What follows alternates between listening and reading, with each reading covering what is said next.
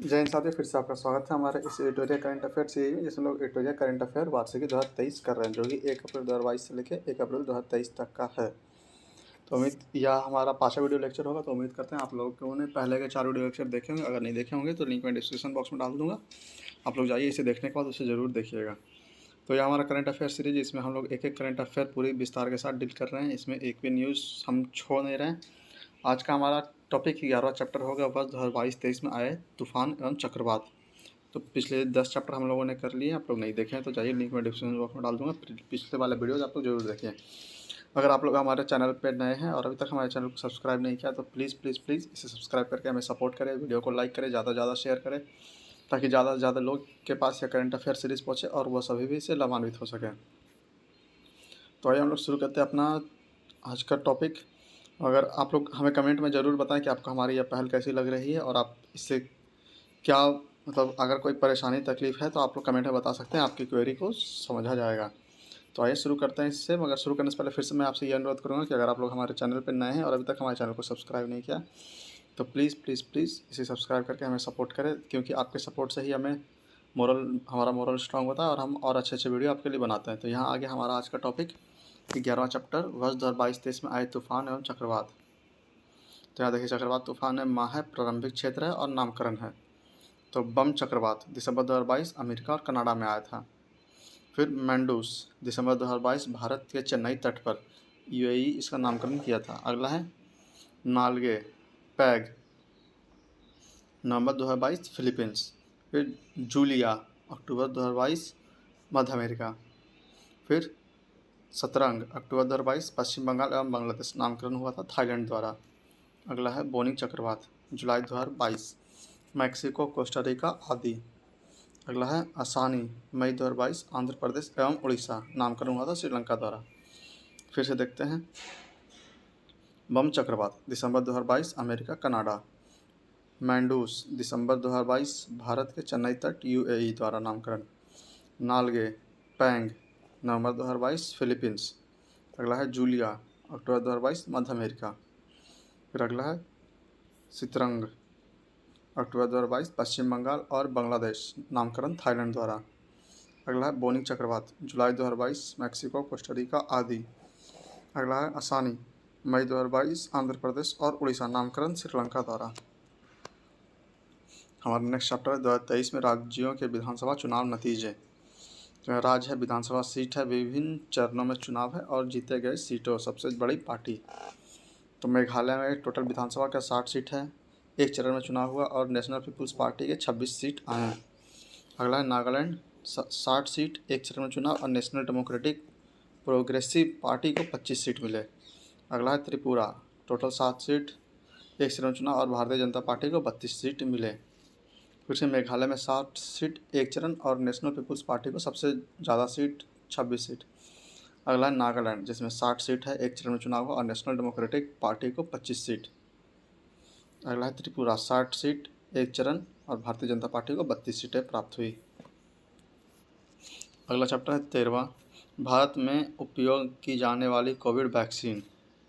तो यह भारत के पास वैक्सीन है, वैक्सीन के प्रकार है और निर्माता कंपनी है। तो इनकोवैक या इंट्रानेजल वैक्सीन के प्रकार है और भारत बायोटेक द्वारा। Incovacc intranasal Bharat biotech. एनोकोवैक्स inactivated SARS-CoV-2 delta ICR plus NRC। इनोकोवैक्स inactivated SARS-CoV-2 delta ICAR plus NRC। अगला है Covishield non replicating adeno virus vector, serum institute of India और ICMR द्वारा। Covishield non replicating adeno virus vector, serum institute of India plus ICMR। अगला है Covaxin inactivated pathogen based, Bharat biotech और ICMR। Covax inactivated pathogen based, Bharat biotech और ICMR। रूस की Sputnik V non replicating virus vaccine, Gamaleya research institute. रूस की Sputnik V non replicating viral vaccine, Gamaleya research institute. अगला है अमेरिका का Moderna vaccine, Moderna vaccine mRNA Moderna. America का Moderna vaccine mRNA Moderna. America का Johnson and Johnson non replicating viral vaccine Johnson pharmaceutical companies. America का Johnson and Johnson non replicating viral vaccine Johnson pharmaceutical companies. अगला है ZyCoV D DNA based जायस Cadila. ZyCoV D DNA based जायस कैंडेला। अगला है Covax protein sub unit serum institute of India. Covax protein sub unit serum institute of India. Corbevax protein sub unit biological E limited. Covax protein sub unit biological E limited. अगला है Sputnik light non replicating viral vector Gamaleya research institute. Sputnik light non replicating viral vector Gamaleya research institute. भारत अपना Covid टीकाकरण कार्यक्रम 16 जनवरी 2021 को शुरू किया था। 17 जुलाई 2022 को भारत ने 200 करोड़ टीकाकरण अभियान पूरा किया। भारत अपना कोविड वैक्सीन कार्यक्रम 16 जनवरी 2021 को शुरू किया था। 17 जुलाई 2022 को भारत ने 200 करोड़ टीकाकरण अभियान पूरा किया। अगला चैप्टर हाल ही के वर्षों में इसरो द्वारा किए गए महत्वपूर्ण मिशन। तो कौन कौन से महत्वपूर्ण मिशन इसरो द्वारा किए गए आइए देख लेते हैं एक नज़र में। पहला है वन वेव इंडिया 2 मार्च 2023 प्रक्षेपण यान है LVM-3M3। अन्य तथ्य में देख लेते हैं क्या है। तो इस मिशन के तहत 26 उपग्रहों को उनकी कक्षाओं में स्थापित किया गया। फिर से वन वेव इंडिया 2 लॉन्च तिथि है मार्च 2023 प्रक्षेपण यान है LVM-3M3। इस मिशन के तहत 36 उपग्रहों को उनकी कक्षाओं में स्थापित किया गया। अगला है EOS 7 फरवरी 2023 SLV-D2 EOS 7 एवं 2 अन्य उपग्रह जानूस 1 अमेरिका का और चेन्नई स्थित स्पेस किड्स इंडिया के आज़ादी सैट 2 को लॉन्च किया गया। EOS 7 फरवरी 2023 SSLV-D2 EOS 7 एवं 2 अन्य उपग्रह जानूस 1 अमेरिका का एवं चेन्नई स्थित स्पेस किड्स इंडिया के आज़ादी सैट 2 को लॉन्च किया गया। अगला है EOS 076 नवंबर 2022 PSLV C-54 ओशन सैट 3 और 8 अन्य नैनो उपग्रहों को लॉन्च किया गया। EOS 06 नवंबर 2022 PSLV C-54 ओशन सैट 3 और 8 अन्य नैनो उपग्रहों को लॉन्च किया गया। अगला है वन वेव इंडिया 1 अक्टूबर 2022 LVM-3M2 यह LVM-3 का पहला वाणिज्यिक मिशन है। इसरो ने इस मिशन के द्वारा 36 कॉमर्शियल सैटेलाइट्स लॉन्च किए। फिर से वन वेव इंडिया 1 अक्टूबर 2022 LVM-3M2 यह LVM-3 का पहला वाणिज्यिक मिशन है। इसरो ने इस मिशन के द्वारा 36 कॉमर्शियल सैटेलाइट लॉन्च किए। अगला है EOS 2 अगस्त 2022 SSLV-D1 EOS 2 इसरो द्वारा विकसित एक पृथ्वी अवलोकन उपग्रह है। EOS 2 अगस्त 2022 SSLV-D1 EOS 2 इसरो द्वारा विकसित एक पृथ्वी अवलोकन उपग्रह है। अगला है DSEO मिशन जून 2022 PSLV C-53 सिंगापुर के 3 उपग्रहों को सफलतापूर्वक लॉन्च। इसके साथ 2 भारतीय स्टार्टअप कंपनियों के सैटेलाइट को लॉन्च किया गया। फिर से DSEO मिशन जून 2022 PSLV C-53 सिंगापुर के 3 उपग्रहों को सफलतापूर्वक लॉन्च किया गया। इसके साथ 2 भारतीय स्टार्टअप कंपनियों के सैटेलाइट को लॉन्च किया गया। अगला है GSAT-24 जून 2022 एरियानी 5 यह सैटेलाइट टाटा कंपनी के DTH सर्विस प्रोवाइडर का काम करेगा। GSAT-24 जून 2022 एरियन 5 यह सैटेलाइट टाटा कंपनी के DTH सर्विस प्रोवाइडर का काम करेगा। अगला है EOS 4 फरवरी 2022 PSLV C-52 EOS 4 एक रडार इमेजिंग उपग्रह है। EOS 4 के साथ 2 छोटे उपग्रह INS-2T और इंस्पायर सैट 1 छोड़े गए। EOS 4 फरवरी 2022 PSLV C-52 EOS 4 एक रडार इमेजिंग उपग्रह है। EOS 4 के साथ 2 छोटे उपग्रह INS 2TD और इंस्पायर सैट 1 छोड़े गए हैं। EOS 3 अगस्त 2021 GSLV F10 यह भारत का पहला अत्याधुनिक पृथ्वी अवलोकन उपग्रह था जो असफल रहा। EOS 03 अगस्त 2021 GSLV F10 यह भारत का पहला अत्याधुनिक पृथ्वी अवलोकन उपग्रह था जो असफल रहा। अगला है अमेजोनिया 1 फरवरी 2021 PSLV C51 यह ब्राज़ील द्वारा विकसित पहला पृथ्वी अवलोकन उपग्रह था। अमेजोनिया 1 फरवरी 2021 PSLV C51 यह ब्राज़ील द्वारा विकसित पहला पृथ्वी अवलोकन उपग्रह था। अगला चैप्टर वर्ष 2022-23 के विभिन्न ऑपरेशन। तो यहाँ पर देख लेते हैं ऑपरेशन शुरुआत और उद्देश्य क्या क्या है इसका। तो पहला ऑपरेशन सद्भावना भारतीय सेना द्वारा शुरू किया गया। जम्मू कश्मीर में ग्रामीण क्षेत्रों और LOC के पास के क्षेत्रों में लोगों की मदद करने के लिए। फिर से ऑपरेशन सद्भावना भारतीय सेना द्वारा जम्मू कश्मीर में ग्रामीण क्षेत्र और LOC के पास के क्षेत्रों में लोगों की मदद करने के लिए। अगला है ऑपरेशन ऑक्टोपस NIA एवं ED कट्टर इस्लामिक संगठन popular front of India PFI के विरुद्ध देश में हिंसा फैलाने एवं टेरर फंडिंग के लिए छापेमारी की गई। ऑपरेशन ऑक्टोपस NIA एवं ED द्वारा कट्टर इस्लामिक संगठन popular front of India PFI के विरुद्ध देश में हिंसा फैलाने एवं टेरर फंडिंग को लेकर छापेमारी की गई।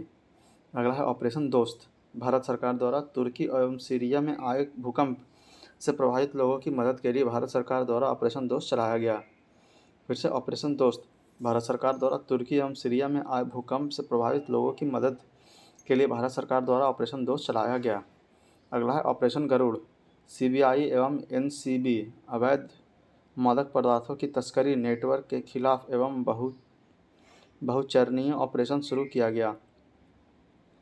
फिर से ऑपरेशन गरुड़ CBI एवं NCB अवैध मादक पदार्थों की तस्करी नेटवर्क के खिलाफ एक बहुचरणीय ऑपरेशन शुरू किया गया। अगला ऑपरेशन मेघचक्र CBI द्वारा बाल यौन शोषण से जुड़ी सामग्री को ऑनलाइन प्रसारित करने वालों के खिलाफ कार्रवाई करना। ऑपरेशन मेघचक्र हो जाएगा CBI बाल यौन शोषण से जुड़ी सामग्री को ऑनलाइन प्रसारित करने वालों के खिलाफ कार्रवाई करना।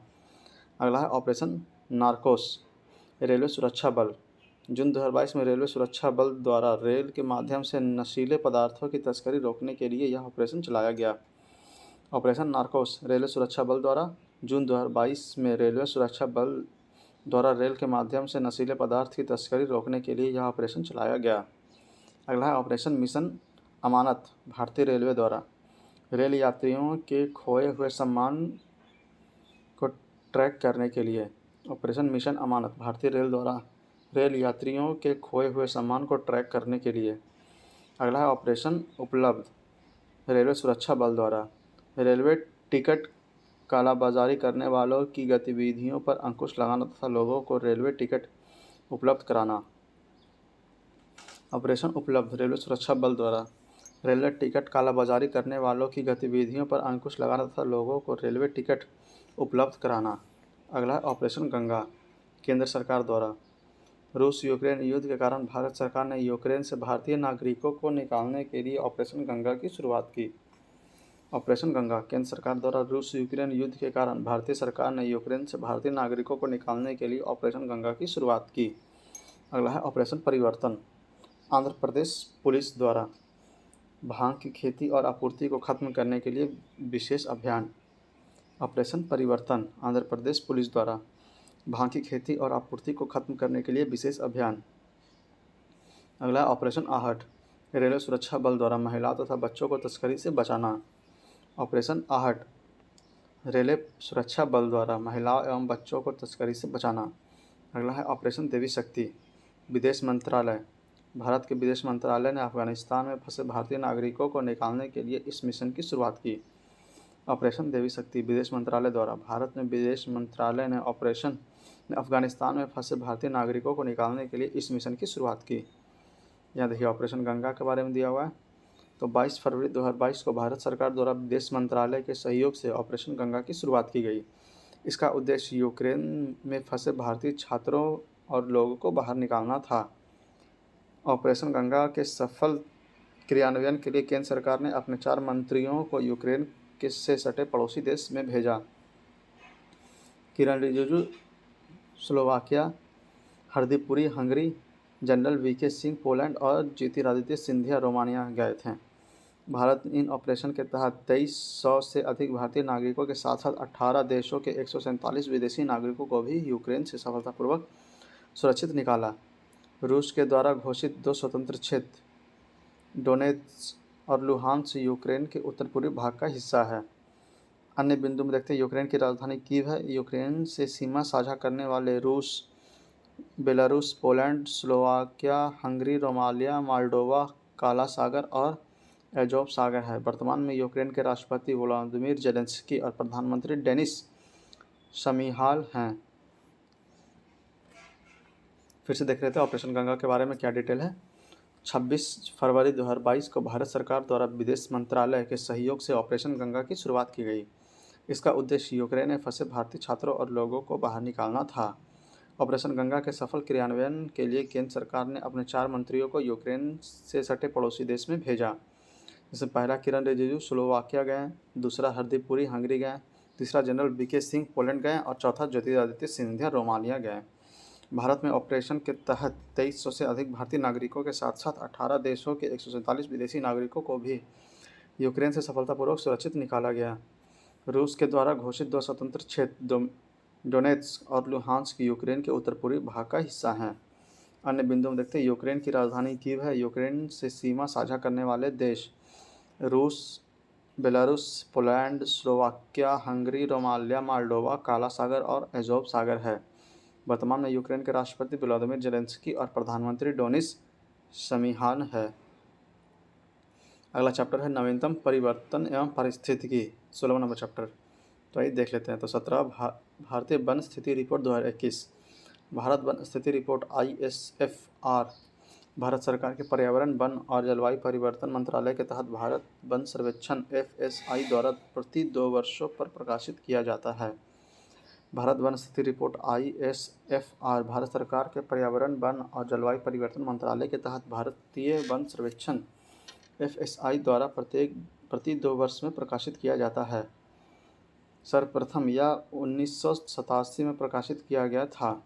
ISFR 2021 रिपोर्ट इस श्रृंखला की 17वीं रिपोर्ट है, जिसके लिए दूर संवेदी उपग्रह रिसॉर्ट सैट-2 से प्राप्त आंकड़ों का प्रयोग किया गया है। राष्ट्रीय वन नीति 1988 में यह लक्ष्य रखा गया था कि देश के कुछ भूभाग का 33% भाग वन्य क्षेत्र होगा। सर्वप्रथम यह 1987 में प्रकाशित किया गया था। ISFR 2021 रिपोर्ट इस श्रृंखला का 17वां रिपोर्ट है, जिसके लिए दूर संवेदी उपग्रह रिसॉर्ट सैट-2 से प्राप्त आंकड़ों का प्रयोग किया गया। राष्ट्रीय वन नीति 1988 में यह लक्ष्य रखा गया था कि देश के कुल भूभाग का 33% भाग पर वन क्षेत्र होगा। भारत में वन आवरण। भारत वन स्थिति रिपोर्ट 2021 के अनुसार भारत वन आवरण 7,13,789 वर्ग किलोमीटर है, जो कुल भौगोलिक क्षेत्र का 21.71% है। भारत वन स्थिति रिपोर्ट 2021 के अनुसार भारत का वन आवरण 7,13,789 वर्ग किलोमीटर है, जो कुल भौगोलिक क्षेत्र का 21.71% है।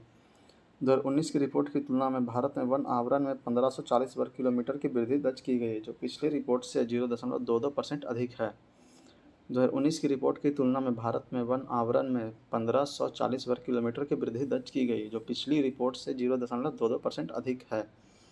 अगला, भारत में वृक्ष आवरण।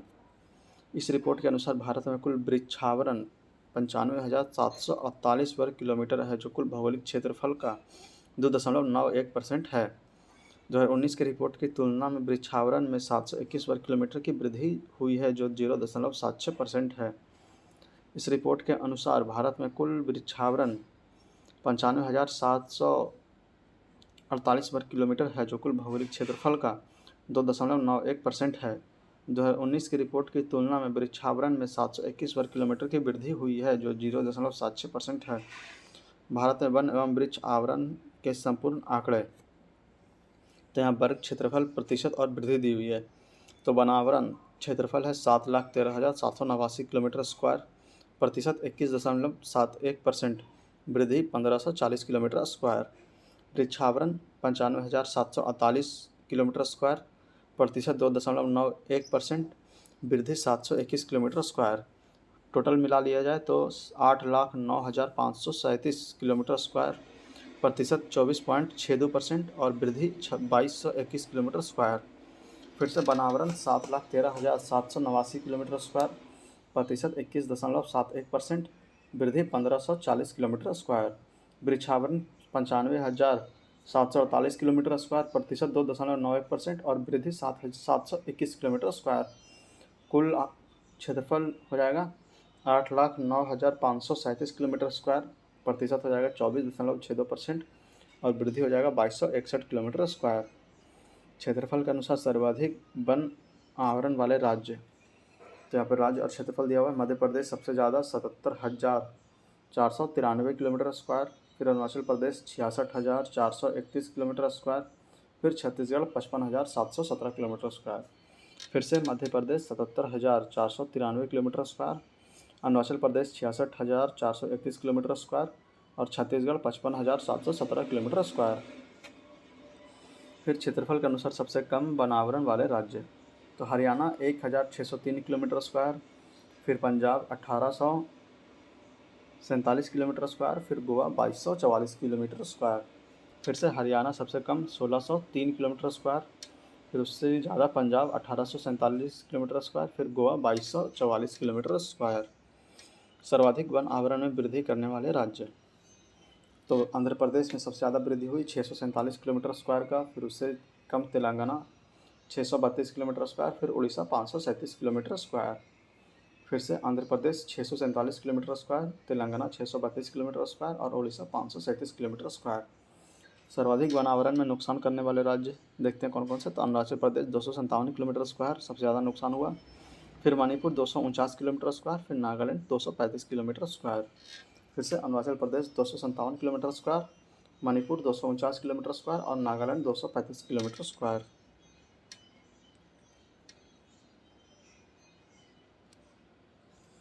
सर्वाधिक वन आवरण प्रतिशत वाले राज्य, तो मिजोरम में सर्वाधिक वन आवरण है 84.53%, फिर अरुणाचल प्रदेश 79.33%, फिर मेघालय 76%।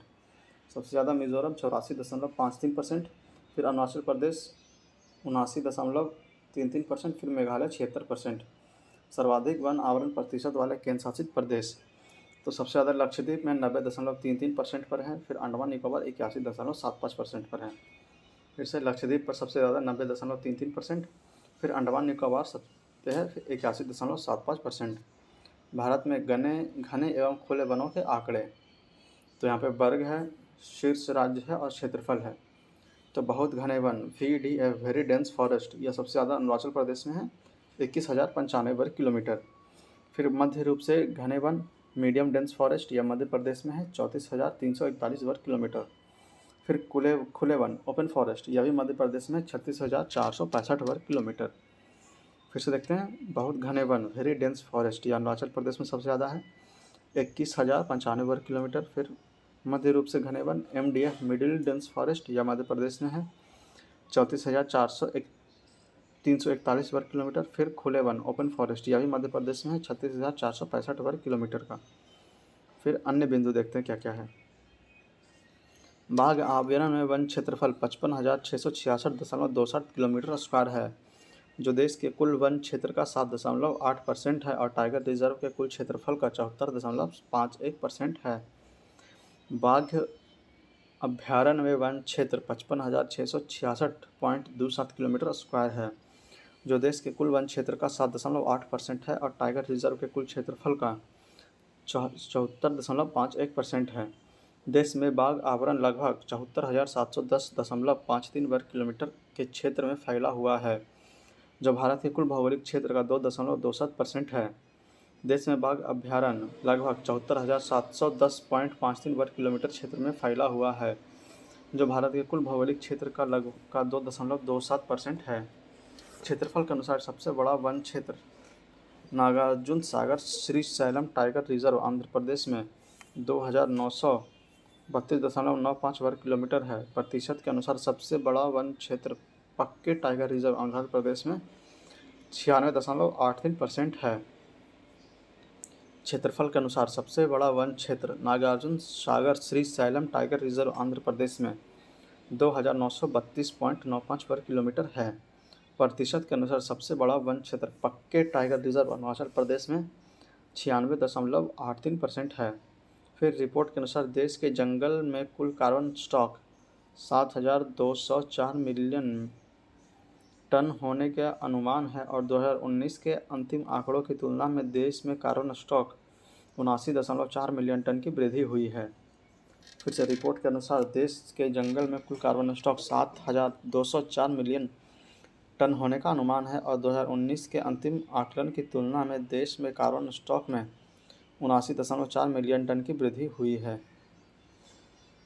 अगला मैंग्रोव वनस्पति क्षेत्र वन स्थिति रिपोर्ट 2021 के आधार पर देश में कुल mangrove Kutch one 4,992 kilometre square है, जो देश के कुल भौगोलिक क्षेत्रफल का 0.15% है। देश में कुल mangrove Kutch one 4,992 kilometre square है, जो देश के कुल भौगोलिक क्षेत्रफल का 0.15% है। 2019 की तुलना में मैंग्रोव के क्षेत्रफल में 17 किलोमीटर स्क्वायर की वृद्धि हुई। 2019 की तुलना में मैंग्रोव के क्षेत्रफल में 17 किलोमीटर स्क्वायर की वृद्धि हुई। यहाँ पर रैंक है राज्य, केंद्र शासित प्रदेश और कुल मैंग्रोव क्षेत्रफल। तो प्रथम रैंक पश्चिम बंगाल 1114 किलोमीटर स्क्वायर है। द्वितीय स्थान पर है गुजरात 1175 किलोमीटर स्क्वायर और तृतीय स्थान अंडमान निकोबार द्वीप समूह 616 किलोमीटर स्क्वायर। फिर से प्रथम स्थान पर पश्चिम बंगाल है 2114 किलोमीटर स्क्वायर के साथ। द्वितीय स्थान पर गुजरात है 1175 किलोमीटर स्क्वायर और तृतीय स्थान पर अंडमान निकोबार द्वीप समूह 616 किलोमीटर स्क्वायर। सर्वाधिक मैंग्रोव वृद्धि वाले राज्य या केंद्र शासित प्रदेश तो प्रथम स्थान पर उड़ीसा है 8 वर्ग किलोमीटर की वृद्धि के साथ। दूसरे स्थान पर महाराष्ट्र है 4 वर्ग किलोमीटर स्क्वायर और तृतीय स्थान पर कर्नाटक 3 वर्ग किलोमीटर। फिर से प्रथम स्थान पर उड़ीसा 8 वर्ग किलोमीटर, द्वितीय स्थान महाराष्ट्र 4 वर्ग किलोमीटर और तृतीय स्थान पर कर्नाटक है 3 वर्ग किलोमीटर। स्वतंत्रता के 75वें वर्ष में भारत में 75 रामसर स्थल। तो वर्ष 2022 में रामसर स्थलों में शामिल भारत की महत्वपूर्ण आर्द्रभूमियाँ तो क्या है इस बारे में देख लेते हैं। आर्द्रभूमि संरक्षण हेतु वर्ष 1971 में ईरान के रामसर में सम्मेलन हुआ और इसके समझौते 1975 से प्रभावी हुए। भारत इसमें 1982 में शामिल हुआ। विश्व में 2400 से अधिक रामसर स्थल हैं। अक्टूबर 2022 तक भारत में अंतर्राष्ट्रीय महत्व के आर्द्रभूमियों की कुल संख्या 75 हो गई। 75वां रामसर स्थल के रूप में शालबुग आर्द्रभूमि जम्मू कश्मीर को शामिल किया गया। आर्द्रभूमि संरक्षण हेतु वर्ष 1971 में ईरान के रामसर में सम्मेलन हुआ और इसके समझौते 1975 से प्रभावी हुए। भारत इसमें 1982 में शामिल हुआ। विश्व में 2400 से अधिक रामसर स्थल हैं। अक्टूबर 2022 तक भारत में अंतर्राष्ट्रीय महत्व की आर्द्रभूमियों की कुल संख्या 75 हो गई है। 75वें रामसर स्थल के रूप में शालबुग आर्द्रभूमि जम्मू कश्मीर को शामिल किया गया। वर्ष 2022 में रामसर अभिसमय में शामिल भारत के आर्द्रभूमियाँ, यहाँ पे आर्द्रभूमि है, अधिसूचित तिथि है और राज्य हैं। तो खिजड़िया वन्यजीव अभ्यारण्य फरवरी 2022 गुजरात, खिजड़िया वन्यजीव अभ्यारण्य फरवरी 2022 गुजरात। बखीरा वन्यजीव अभ्यारण्य फरवरी 2022 उत्तर प्रदेश, बखीरा वन्यजीव अभ्यारण्य फरवरी 2022 उत्तर प्रदेश। साख्य सागर जुलाई 2022 मध्य प्रदेश, साख्य सागर जुलाई 2022 मध्य प्रदेश। पाला आर्द्रभूमि जुलाई 2022 मिजोरम, पाला आर्द्रभूमि जुलाई 2022 मिजोरम। पिचवरम मैंग्रोव जुलाई 2022 तमिलनाडु, पिचवरम मैंग्रोव जुलाई 2022 तमिलनाडु। पिल्लई करनाई मार्श रिजर्व फॉरेस्ट जुलाई 2022 तमिलनाडु, पल्ली करनई मार्श रिजर्व फॉरेस्ट जुलाई 2022 तमिलनाडु। करिकिली पक्षी अभयारण्य जुलाई 2022 तमिलनाडु, करिकिली पक्षी अभयारण्य जुलाई 2022 तमिलनाडु। कुंथनकुलम पक्षी अभयारण्य अगस्त 2022 तमिलनाडु, कुंथनकुलम पक्षी अभयारण्य अगस्त 2022 तमिलनाडु। मन्नार की खाड़ी समुद्री बायोस्फीयर रिजर्व अगस्त 2022 तमिलनाडु, मन्नार की खाड़ी समुद्री बायोस्फीयर रिजर्व अगस्त 2022 तमिलनाडु। बेम्बनूर वेटलैंड कॉम्प्लेक्स अगस्त 2022 तमिलनाडु। बेम्बनूर वेटलैंड कॉम्प्लेक्स अगस्त 2022 तमिलनाडु। बेलोड पक्षी अभयारण्य अगस्त 2022 तमिलनाडु। बेलोड पक्षी अभयारण्य अगस्त 2022 तमिलनाडु। वेदा वेदांथल वेदांथंगल पक्षी अभयारण्य अगस्त 2022 तमिलनाडु। वेदांथंगल पक्षी अभयारण्य अगस्त 2022 तमिलनाडु। उदय मार्तंडपुरम पक्षी अभयारण्य अगस्त 2022 तमिलनाडु। उदय मार्तंडपुरम पक्षी अभयारण्य अगस्त 2022 तमिलनाडु। चिंतागुंडी पक्षी अभयारण्य अगस्त 2022 तमिलनाडु। चिंतागुंडी पक्षी अभयारण्य अगस्त 2022 तमिलनाडु। सुचिंद्रम थेरूर वेटलैंड कॉम्प्लेक्स अगस्त 2022 तमिलनाडु। सुचिंद्रम थेरूर वेटलैंड कॉम्प्लेक्स अगस्त 2022 तमिलनाडु। वुडूर पक्षी अभयारण्य अगस्त 2022 तमिलनाडु। वुडूर पक्षी अभयारण्य अगस्त 2022 तमिलनाडु। कांजीरकुलम पक्षी अभयारण्य अगस्त 2022 तमिलनाडु। कांजीरकुलम पक्षी अभयारण्य अगस्त 2022 तमिलनाडु। सतकोरिया गॉर्ज अगस्त 2022 उड़ीसा। सतकोरिया गॉर्ज अगस्त 2022 उड़ीसा। तंपारा झील अगस्त 2022 उड़ीसा। तंपारा झील अगस्त 2022 उड़ीसा। अंशुपा झील अगस्त 2022 उड़ीसा। अंशुपा झील अगस्त 2022 उड़ीसा। हीराकुंड जलाशय अगस्त 2022 उड़ीसा। हीराकुंड जलाशय अगस्त 2022 उड़ीसा। सिरपुर वेटलैंड अगस्त 2022 मध्य प्रदेश। सिरपुर वेटलैंड अगस्त 2022 मध्य प्रदेश। यशवंत सागर अगस्त 2022 मध्य प्रदेश। यशवंत सागर अगस्त 2022 मध्य प्रदेश। थाने क्रीक अगस्त 2022 महाराष्ट्र। थाने क्रीक अगस्त 2022 महाराष्ट्र। नंदा झील अगस्त 2022 गोवा। नंदा झील अगस्त 2022 गोवा। रंगनाथू पक्षी अभयारण्य अगस्त 2022 कर्नाटक। रंगनाथितू पक्षी अभयारण्य अगस्त 2022 Karnataka. Haigam wetland conservation reserve अगस्त 2022 Jammu Kashmir. Haigam wetland conservation reserve अगस्त 2022 Jammu Kashmir. Shallabugh wetland conservation reserve 75वां अगस्त 2022 Jammu Kashmir. Shallabugh wetland conservation reserve 75वां अगस्त 2022 जम्मू कश्मीर। यहाँ नोट, यूनाइटेड किंगडम के 175 से अधिक रामसर स्थल इस सूची में शामिल हैं। यूनाइटेड किंगडम के 175 से अधिक रामसर स्थल इस सूची में शामिल हैं। रामसर सूची में शामिल होने वाले प्रथम स्थल ऑस्ट्रेलिया के कोबर्ग प्रायद्वीप था 1974 में। रामसर सूची में शामिल होने वाले प्रथम स्थल ऑस्ट्रेलिया के कोबर्ग प्रायद्वीप था 1974 में। भारत का पहला रामसर स्थल के रूप में शामिल आर्द्रभूमि चिल्का झील। भारत के पहले रामसर स्थल के रूप में शामिल आर्द्रभूमि चिल्का झील।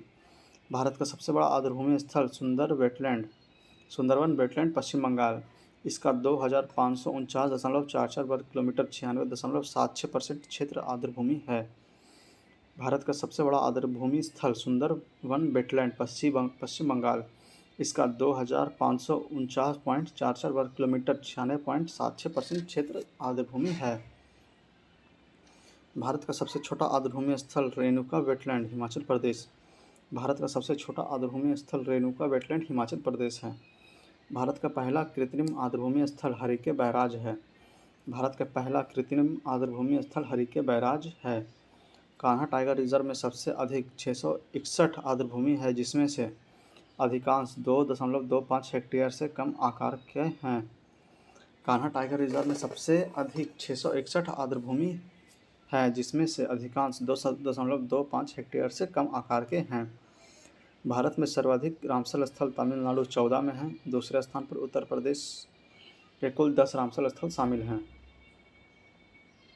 भारत में सर्वाधिक रामसर स्थल तमिलनाडु 14 में हैं। दूसरे स्थान पर उत्तर प्रदेश के कुल 10 रामसर स्थल शामिल हैं।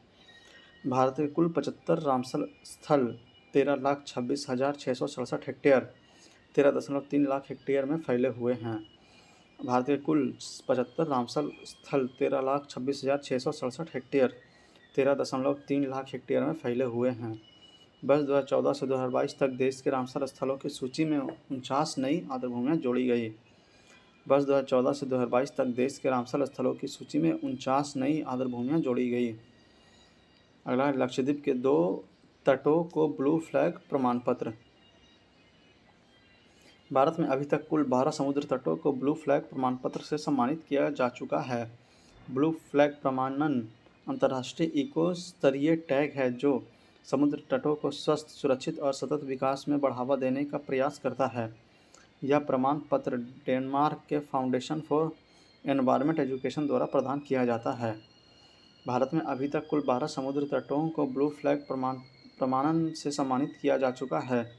ब्लू फ्लैग प्रमाणन अंतर्राष्ट्रीय इको स्तरीय टैग है जो समुद्र तटों को स्वास्थ्य, सुरक्षित और सतत विकास में बढ़ावा देने के प्रयास करता है। यह प्रमाण पत्र डेनमार्क के फाउंडेशन फॉर एनवायरमेंट एजुकेशन द्वारा प्रदान किया जाता है।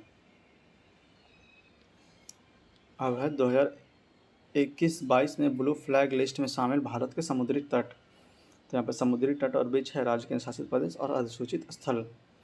थुंडी बीच लक्षद्वीप अक्टूबर 2022। थुंडी बीच लक्षद्वीप अक्टूबर 2022। कदमत बीच लक्षद्वीप अक्टूबर 2022। कदमत बीच लक्षद्वीप अक्टूबर 2022। कोवलम समुद्र तट तमिलनाडु सितंबर 2021। कोवलम समुद्र तट तमिलनाडु सितंबर 2021। ईडन समुद्र तट पुदुचेरी सितंबर 2021। ईडन समुद्र तट पुदुचेरी सितंबर 2021। इसके अलावा शिवराजपुर गुजरात, घोगला द्वीप, कासरकोड और पदुबुद्री बिद्री कर्नाटक, कप्पड़ केरल, ऋषिकोंडा आंध्र प्रदेश, गोल्डन उड़ीसा और राधानगर अंडमान और निकोबार द्वीप समुद्र तट ब्लू फ्लैग लिस्ट में शामिल हैं। इसके अलावा शिवराजपुर गुजरात, घोगला द्वीप, कासरकोड और पदुबिद्री कर्नाटक, कप्पड़ केरल, ऋषिकोंडा आंध्र प्रदेश, गोल्डन उड़ीसा और राधानगर अंडमान और निकोबार द्वीप समुद्र तट ब्लू फ्लैग लिस्ट में शामिल हैं। अगला है state of the world forest report 2022। यह रिपोर्ट संयुक्त राष्ट्र खाद्य एवं कृषि संगठन FAO द्वारा प्रति 2 वर्ष पर जारी की जाती है। यह रिपोर्ट संयुक्त राष्ट्र खाद्य और कृषि संगठन FAO द्वारा प्रति 2 वर्ष पर जारी किया जाता है। 1990 से 2020 के बीच 420 मिलियन हेक्टेयर वन नष्ट हो गए हैं। 1990 से 2020 के बीच 420 मिलियन हेक्टेयर वन नष्ट हो गए हैं। 30 वर्षों में 10.34% वन में कमी आई है। 30 वर्षों में 10.34% वन में कमी आई है। 2015 से 2020 के बीच हर साल 10 मिलियन हेक्टेयर वन नष्ट हो रहे हैं। 2015 से 2020 के बीच हर साल 10 मिलियन हेक्टेयर वन नष्ट हो रहे हैं। विश्व में कुल वन क्षेत्र 4.6 बिलियन हेक्टेयर है जो पृथ्वी के कुल भौगोलिक क्षेत्रफल का 31% कवर करते हैं। विश्व में कुल वन क्षेत्र 4.6 बिलियन हेक्टेयर हैं जो पृथ्वी के कुल भौगोलिक क्षेत्र का 31% कवर करते हैं। इस रिपोर्ट के अनुसार 140 से अधिक देशों के द्वारा 230 तक वन हानि को समाप्त करने की घोषणा की गई है। इस रिपोर्ट के अनुसार 140 से अधिक देशों द्वारा 2030 तक वन हानि को समाप्त करने की घोषणा की गई है। अगला है राष्ट्रीय हरित हाइड्रोजन मिशन। राष्ट्रीय हरित हाइड्रोजन मिशन शुरू करने का उल्लेख वित्त मंत्री निर्मला सीतारमण ने केंद्रीय बजट 2021-22 में प्रस्तुत किया था। राष्ट्रीय हरित हाइड्रोजन मिशन शुरू करने का उल्लेख वित्त मंत्री निर्मला सीतारमण ने केंद्रीय बजट 2021-22 में प्रस्तुत करते हुए किया था। भारत सरकार ने 4 जनवरी 2023 को 19,744 करोड़ रुपए की लागत से राष्ट्रीय हरित हाइड्रोजन मिशन को मंजूरी दी। भारत सरकार ने 4 जनवरी 2023 को 19,744 करोड़ रुपए की लागत से राष्ट्रीय हरित हाइड्रोजन मिशन को मंजूरी दी। इस मिशन के कार्यान्वयन के लिए नोडल एजेंसी के रूप में नवीन एवं नवीकरणीय ऊर्जा मंत्रालय को बनाया गया। इस मिशन के कार्यान्वयन के लिए नोडल एजेंसी के रूप में नवीन एवं नवीकरणीय ऊर्जा मंत्रालय को बनाया गया।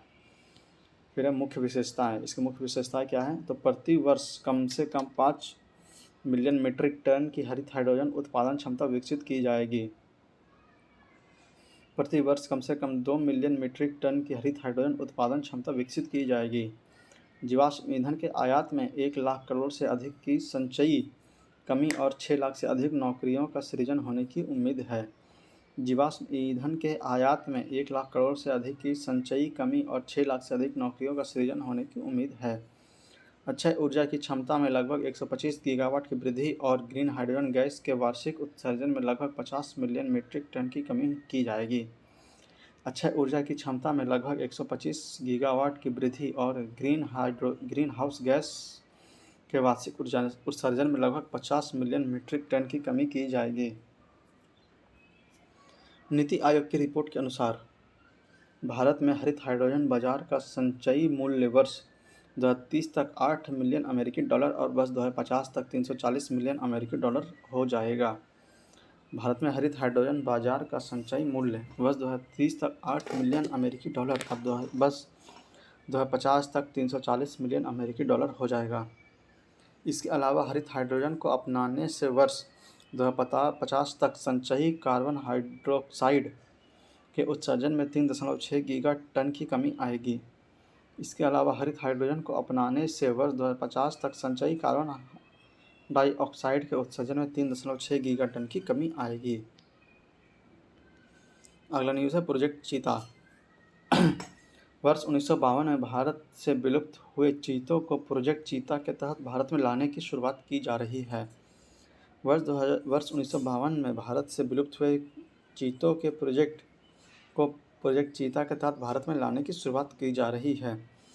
प्रोजेक्ट चीता के तहत 17 सितंबर 2022 को नामीबिया से 8 अफ्रीकी चीतों, 5 मादा और 3 नर को मध्य प्रदेश के कूनो राष्ट्रीय उद्यान में लाया गया।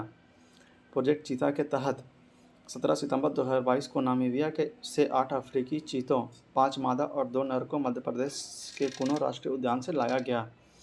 इसकी निगरानी हेतु सरकार ने 9 सदस्यीय एक कार्यबल को 2 वर्ष की अवधि के लिए गठित किया। इसकी निगरानी हेतु सरकार ने 9 सदस्यीय एक कार्यबल को 2 वर्ष की अवधि के लिए गठित किया।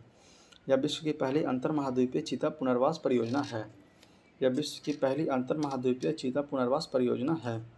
कूनो राष्ट्रीय उद्यान में दक्षिण अफ्रीका से 12 और चीतों को लाया गया है। कूनो राष्ट्रीय उद्यान में दक्षिण अफ्रीका से 12 और चीतों को लाया गया है। इस प्रोजेक्ट के तहत अगले 5 वर्षों में कुल 50 चीतों को भारत लाने की योजना है।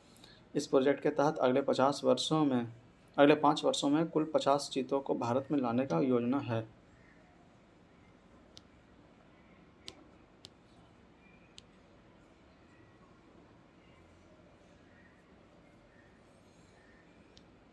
फिर यहाँ पे देखिए COP 27 सम्मेलन। तो आयोजन स्थल कहाँ है? शर्म अल शेख मिस्र। आयोजन स्थल शर्म अल शेख मिस्र में। महत्वपूर्ण निर्णय क्या लिए गए देखते हैं। अनुकूलन कोष में कुल 230 मिलियन डॉलर से अधिक के योगदान का नया संकल्प लिया गया। अनुकूलन कोष में कुल 230 मिलियन डॉलर से अधिक के योगदान का नया संकल्प लिया गया। जलवायु परिवर्तन से प्रभावित विकासशील एवं अल्प विकसित देशों को लॉस एंड डैमेज फंड के तहत वित्त पोषण प्रदान करने पर सहमति व्यक्त की गई। जलवायु परिवर्तन से प्रभावित विकासशील और अल्प विकसित देशों को लॉस एंड डैमेज फंड के तहत वित्त पोषण प्रदान करने पर सहमति व्यक्त की गई। COP 27 में mangrove alliance for climate MAC launch किया गया। Mangrove alliance for climate MAC एक अंतर सरकारी संगठन है जो मैंग्रोव पारिस्थितिकी तंत्र के संरक्षण को बढ़ावा देता है। COP 27 में mangrove alliance for climate MAC launch किया गया। Mangrove alliance for climate MAC एक अंतर सरकारी संगठन है जो मैंग्रोव पारिस्थितिकी तंत्र के संरक्षण को बढ़ावा देता है। COP 27 सम्मेलन में भारत 4 नवंबर 2022 को COP 27 में अपनी दीर्घावधि कम ऊर्जन विकास रणनीति प्रस्तुत की, जिसकी निम्न विशेषताएं हैं। तो भारत राष्ट्रीय हरित हाइड्रोजन नीति के उद्देश्यों को शामिल किया।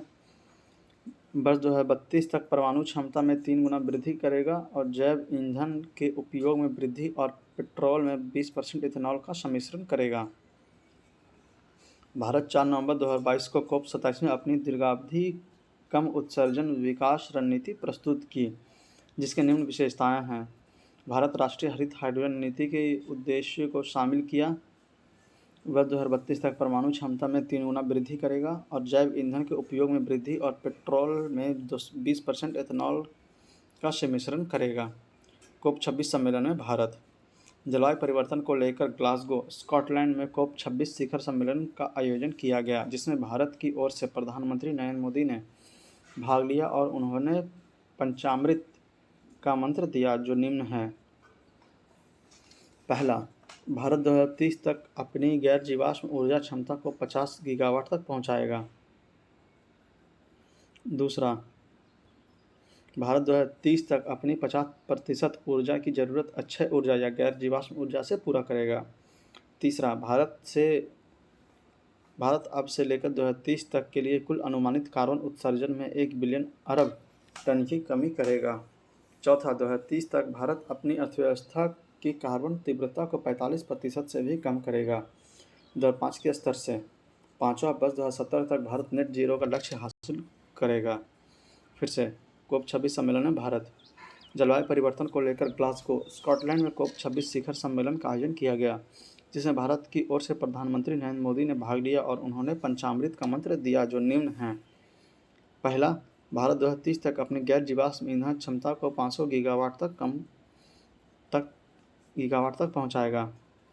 दूसरा, भारत 2030 तक अपनी 50% ऊर्जा की ज़रूरत अक्षय ऊर्जा या गैर जीवाश्म ऊर्जा से पूरा करेगा। तीसरा, भारत अब से लेकर 2030 तक के कुल अनुमानित कार्बन उत्सर्जन में 1 बिलियन टन की कमी करेगा। चौथा, 2030 तक भारत अपनी अर्थव्यवस्था की कार्बन तीव्रता को 45% से भी कम करेगा 2005 के स्तर से। और पाँचवा, वर्ष 2070 तक भारत नेट जीरो का लक्ष्य हासिल करेगा। तो देखते हैं केंद्र सरकार द्वारा 2022-23 में लाए गए नए अधिनियम।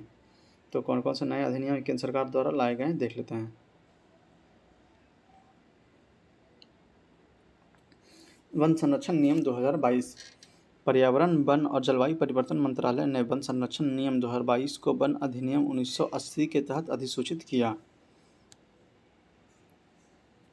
पर्यावरण, वन और जलवायु परिवर्तन मंत्रालय ने वन संरक्षण नियम 2022 को वन अधिनियम 1980 के तहत अधिसूचित किया।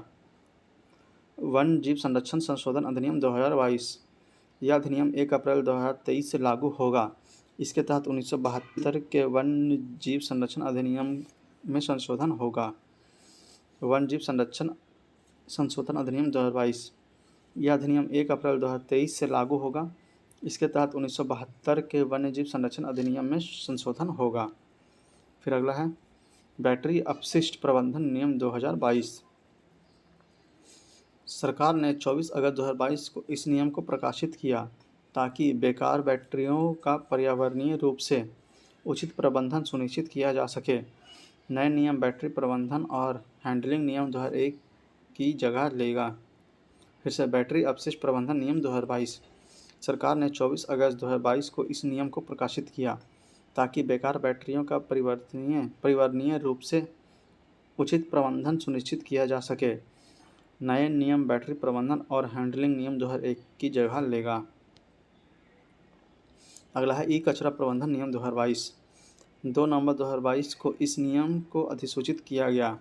यह नियम ई कचरा प्रबंधन नियम 2016 की जगह लेगा और 1 अप्रैल 2023 से प्रभावी होगा। ई कचरा प्रबंधन नियम 2022। 2 नवंबर 2022 को इस नियम को अधिसूचित किया गया। यह नियम ई कचरा प्रबंधन नियम 2016 की जगह लेगा एवं 1 अप्रैल 2023 से प्रभावी होगा। अगला है प्लास्टिक अपशिष्ट प्रबंधन संशोधन नियम 2021। 12 अगस्त 2021 को इस नियम को अधिसूचित किया गया। इस नियम के अनुसार पूरा देश में 1 जुलाई 2022 से एकल उपयोग वाली प्लास्टिक वस्तुओं के निर्माण, आयात, बिक्री और उपयोग पर पूर्ण प्रतिबंध लगा दिया गया है। अगला है प्लास्टिक अपशिष्ट प्रबंधन संशोधन नियम 2021। 12 अगस्त 2021 को इस नियम को अधिसूचित किया गया। इस नियम के अनुसार पूरे देश में 1 जुलाई 2022 से एकल उपयोग वाले प्लास्टिक वस्तुओं के निर्माण, आयात, बिक्री और उपयोग पर पूर्ण प्रतिबंध लगा दिया गया है। अगला चैप्टर है इन्वायरमेंट टू द पॉइंट। तो आइए देखते हैं इसको इन्वायरमेंट टू द पॉइंट को।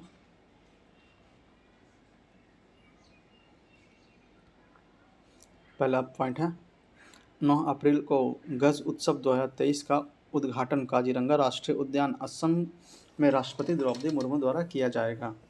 9 अप्रैल को गज उत्सव 2023 का उद्घाटन काजीरंगा राष्ट्रीय उद्यान असम में राष्ट्रपति द्रौपदी मुर्मू द्वारा किया जाएगा। तमिलनाडु सरकार ने थानथाई पेरियार वन्यजीव अभयारण्य को राज्य का 18वां वन्यजीव अभयारण्य घोषित किया। तमिलनाडु सरकार ने थानथाई पेरियार वन्यजीव अभयारण्य को राज्य का 18 वन्यजीव अभयारण्य घोषित करने का निर्णय लिया। ट्रांसलोकेशन प्रोजेक्ट के तहत गुजरात सरकार ने 40 वयस्क और उपवयस्क एशियाई शेरों को राज्य में वर्धा वन्यजीव अभयारण्य में स्थानांतरित करने की योजना बनाई।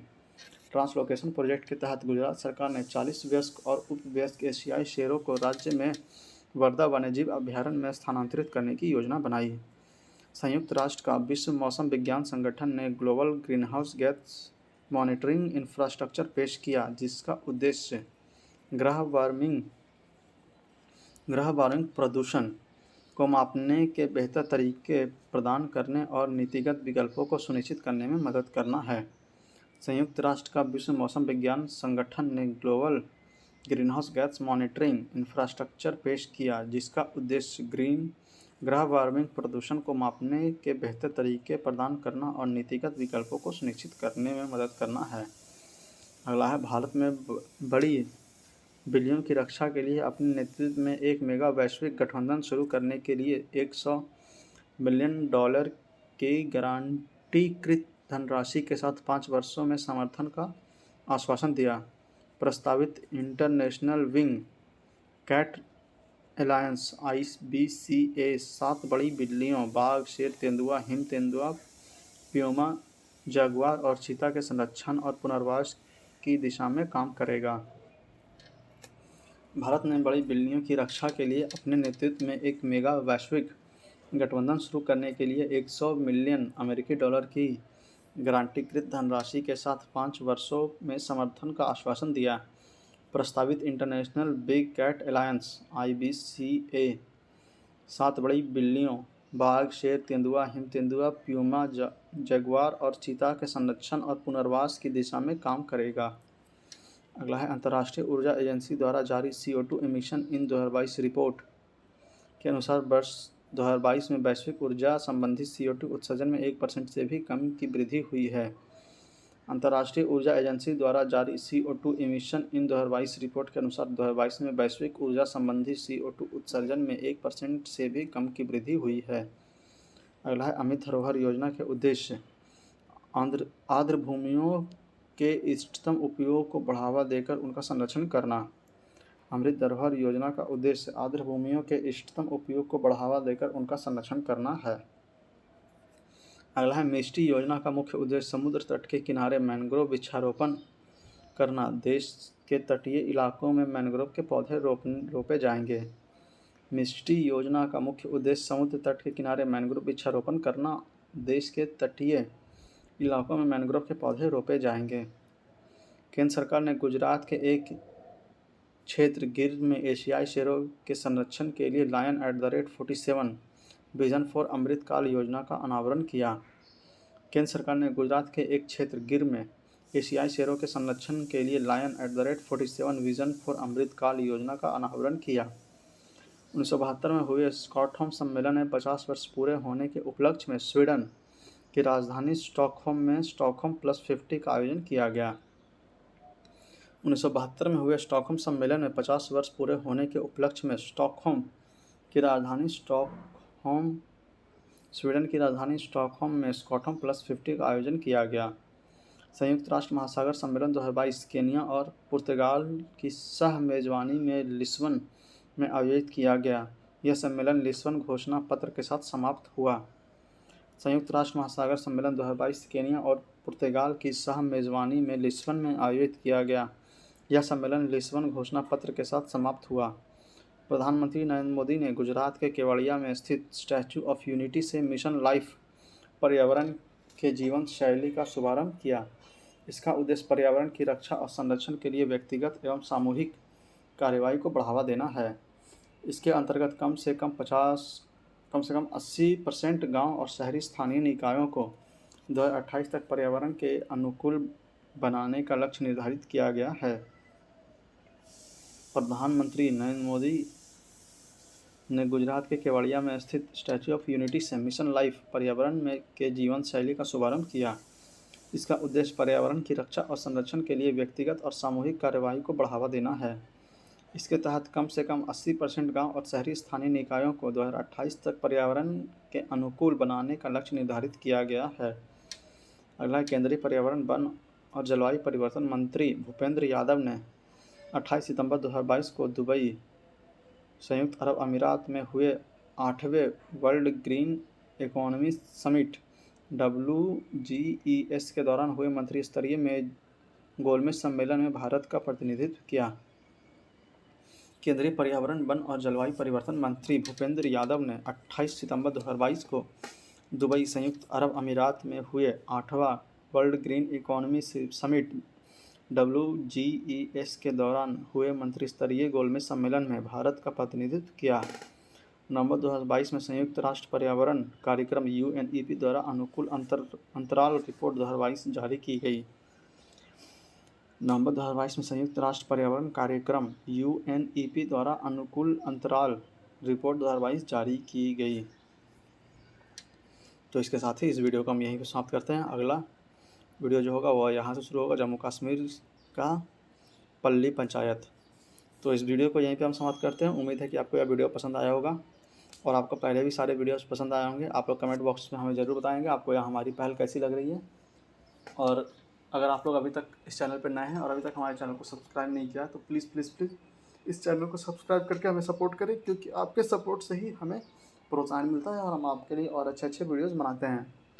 तो हमारे चैनल को सब्सक्राइब करें, इस वीडियो को लाइक करें, शेयर करें और ज़्यादा से ज़्यादा शेयर करें ताकि ज़्यादा से ज़्यादा लोगों के पास ये वीडियो पहुँचे और उनका करंट अफेयर स्ट्रांग हो सके और करंट अफेयर का जो भी पूछा हुआ प्रश्न है वो उनसे आराम से सॉल्व हो सके। इसके लिए आप लोग उन तक इस वीडियो को ज़रूर पहुँचाएँ।